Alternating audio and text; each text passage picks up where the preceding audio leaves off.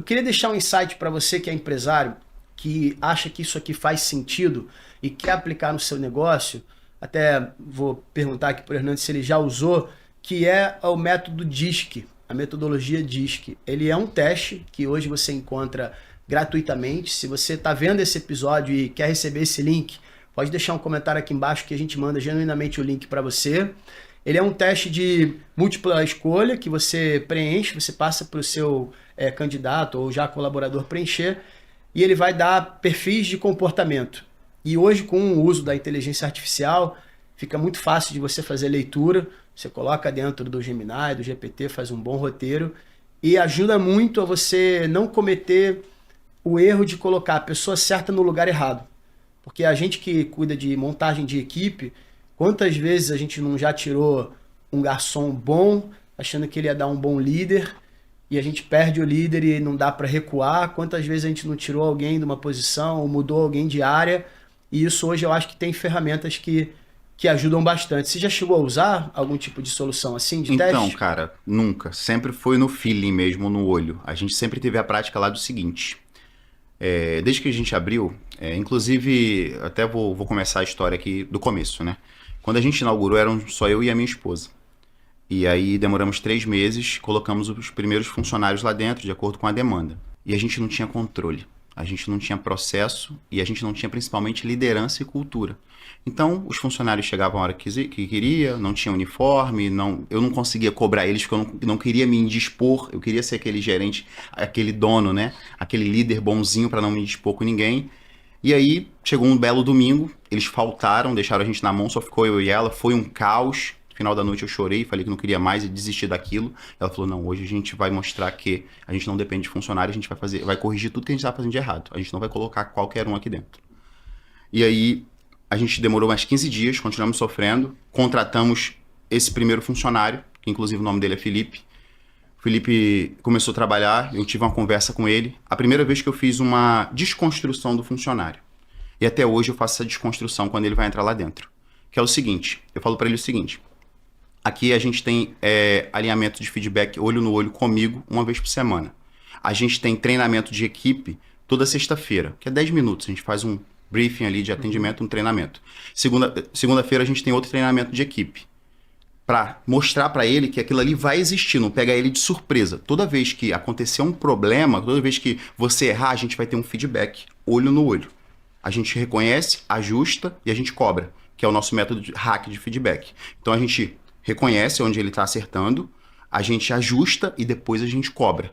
Então a gente mostra para ele dessa forma que não é pessoal, a gente está cobrando porque a gente quer que ele melhore. E aí botei o Felipe, depois de 15 dias eu botei o Paulo. Hoje o Paulo é o nosso chefe de cozinha, cuida de todas as lojas depois de 10 anos. O Felipe é o nosso líder do nosso CD. E assim a gente foi construindo os nossos pilares.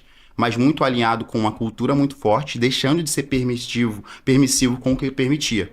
Resumindo, eu nunca fiz um método de DISC, mas eu deixei de contratar as pessoas pela habilidade. Comecei a contratar as pessoas pelo caráter e comecei a ser um líder justo. Deixei de ser um líder bonzinho. Porque quando você é um líder bonzinho, você é tirado como bobo. Quando tu é um líder justo, cara, o cara vai entender que eu tô errado. Esse cara me reconhece quando tem que reconhecer. Ele ajusta quando ele tem que ajustar. E ele cobra quando ele tem que cobrar. Ele é justo. E a justiça, ela não tem que ser boa pra mim e boa pra você. Ela é justa. Tu vai passar numa avenida num radar de 80 e a 100 por hora e o radar não vai pensar, cara, vou ser justo com esse cara porque ele tá atrasado, não vou dar uma multa. Não, ele vai ser justo. E ser justo, ser um líder justo é exatamente isso. Tu não precisa perder os seus princípios. Tu não precisa deixar de ser bom, mas tu tem que ser justo. Assim você consegue construir uma equipe forte. Legal. E a gente vem do restaurante... Lá de trás, o restaurante vem do meio militar, né? As grandes operações de food foram montadas na época das guerras para alimentar os soldados e tinha muito aquela, sim, chefe, não chefe, aquela coisa ali mais séria, um meio muito masculino, o que acabou levando o restaurante para um lado até um pouco hostil na forma de tratar pessoas. E aí quando a gente vem muito com essa filosofia de gente, cuidar, hospitalidade, eu acho que isso é um choque para alguns negócios. Mas o que você está trazendo para a gente, Hernandes, inclusive de uma maneira muito lúdica, né, que faz parecer simples. A gente começou aqui o podcast e você usou essa palavra.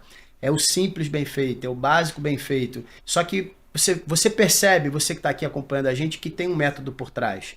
Isso aqui não é improviso. Você fazer isso perdurar não pode estar só na teoria, não pode estar só no seu manual de marca ou no seu onboarding. Você precisa dedicar tempo e energia para multiplicar, para repetir. É repetição. Assim como o cliente é recorrência, treinamento é repetição, é exemplo. Você falou sobre ser justo, sobre ser correto, é diferente de ser legal. Eu vejo muito empresário que, por medo de perder pessoas, ele é permissivo, ele é tolerante, ele pisa em ovos porque ele tem medo da equipe deixar ele embora, só que ele acaba sendo flexível com um e com o outro não acontece da mesma forma e o efeito é até mais perigoso. Isso é muito valioso. Hernandes, você falou há alguns minutos atrás sobre mesa 28. A gente estava falando de um outro tema.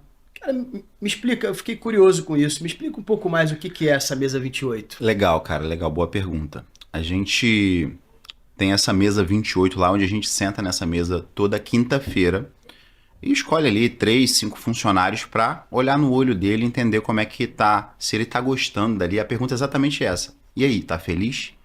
Você tá gostando daqui? O que não tá bom para você? Porque o tá feliz hoje é uma quebra de expectativa. Porque toda vez que a gente recebe um WhatsApp, hoje, por exemplo, é: oi, tudo bem? E aí você responde: estou bem, e você? Às vezes tu nem tá bem, mas só responde que é algo automático, sabe? Então, não é seja bem-vindo, não é e aí, oi, tudo bem? Não, tá feliz? É uma quebra de expectativa, porque fala: cara, será que eu tô feliz mesmo? Será que isso aqui tá bom pra mim? Qual o teu sonho? O que você quer fazer daqui a 3 anos, como eu falei? Você quer trabalhar em restaurante pra sempre? É isso aqui que você ama? Quer fazer uma faculdade? Porque, como eu falei, às vezes nem o pai dele fez essa pergunta pra ele. Imagina o patrão dele fazendo. E eu não delego isso. Sou eu mesmo, o Hernandes, que sento com cada um e faço essa pergunta. Porque eu sei o peso que isso tem. Eu sei como que eu queria que um patrão meu tivesse sentado comigo e tivesse feito essa pergunta. E por que fazer isso no salão, numa mesa, e não numa mesa no escritório de feedback? Tem um intuito por trás? Então, cara, eu sou um cara de salão mesmo. O único momento que eu pego o cara no reservado é quando que eu tenho que dar um feedback para ele. Então eu pego ele num reservado para não nem criar uma exposição sobre ele. Por quê? Que fique claro, né? Quando a gente vai elogiar, a gente elogia em público, e quando a gente vai cobrar, a gente cobra no privado. E aí você vai ganhando o respeito desse cara. Mas esse momento da mesa 28, ele já faz parte da nossa cultura. Então, quando cada um está sentando ali na mesa 28, eles já sabem o que está acontecendo. No início, eles se bloqueiam. Ninguém quer falar nada. Não, tá tudo bem, não sei o que e tal. E depois, quando ele vai ganhando essa confiança, ao longo do tempo, ele vai se abrindo para você. Ele ganha essa confiança. De fato, ganhar essa confiança. Talvez na segunda conversa seja do mesmo jeito. No mês seguinte, quando você conversar, ele vai se abrir. Fala: cara, tá ruim pra mim, meu ar-condicionado quebrou lá em casa, eu não tô conseguindo, não tenho grana pra poder consertar o ar-condicionado, e aí meu filho de 10 meses tá dormindo no calor. Não, cara, posso te ajudar, vou te ajudar nisso aqui. Então, são esses detalhes, cara, que fazem a diferença, esse cuidado, ele sentir que você tá tendo cuidado. Mas você só vai saber disso se você olhar no olho do cara.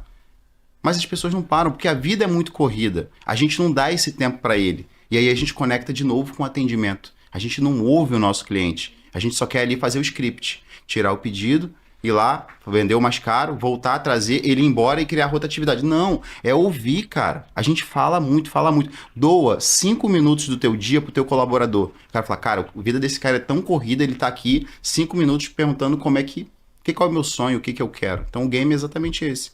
Legal demais. Você tocou no ponto do dono, né? O dono... Primeiro que eu acho que a mensagem que você passa aqui é: feedback não é quando dá. Feedback tem que ser parte da rotina, nem que você faça 15, 20 minutos por semana.